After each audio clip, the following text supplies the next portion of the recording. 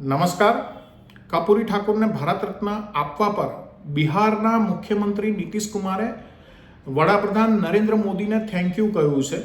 Nitish કુમારના PM મોદીને કહેવાયેલા thank you બાદ બિહારની રાજનીતિની અંદર અને ઇન્ડિયા ગઠબંધન જે વિપક્ષી મહાગઠબંધન છે એની અંદર પણ ખળભળાટની સ્થિતિ છે. તેમણે પોતાના સોશિયલ મીડિયા પોસ્ટને એડિટ કરી અને વડાપ્રધાન નરેન્દ્ર મોદીને કપૂરી ઠાકુરને ભારત રત્ન આપવા બદલ ધન્યવાદ કહ્યા છે. મંગળવારે કપૂરી ઠાકુરને ભારત રત્ન આપવાની ઘોષણા થયા બાદ નીતિશ કુમારે રાત્રે 9:15ની આસપાસ એક સોશિયલ મીડિયા પોસ્ટ કરી હતી. આ social media post social media platform x અને ફેસબુક ઉપર કરવામાં આવી હતી.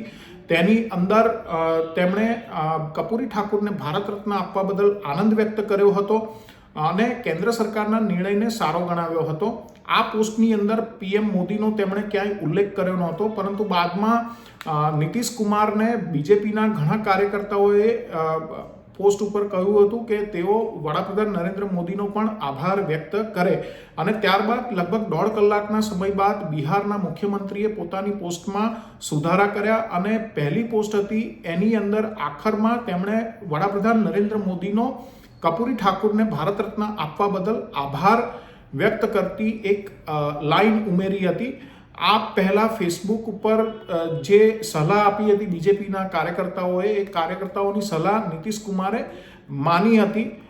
કપૂરી ઠાકુરને બિહારમાં અતિ પછાત સમાજના હિતેશી ગણવામાં આવે છે. આ વર્ગને કેન્દ્રમાં રાખી અને નીતિશ કુમાર પોતાની રાજનીતિ કરે છે. નીતિશ કુમાર કપૂરી ઠાકુરને પોતાના મેન્ટર પણ માને છે, એટલે આ સ્વાભાવિક હતું કે નીતિશ કુમાર આ મામલાની અંદર બીજેપી કાર્યકર્તાઓની સલાહ માની અને વડાપ્રધાન નરેન્દ્ર મોદીને પણ આભાર વ્યક્ત કરે.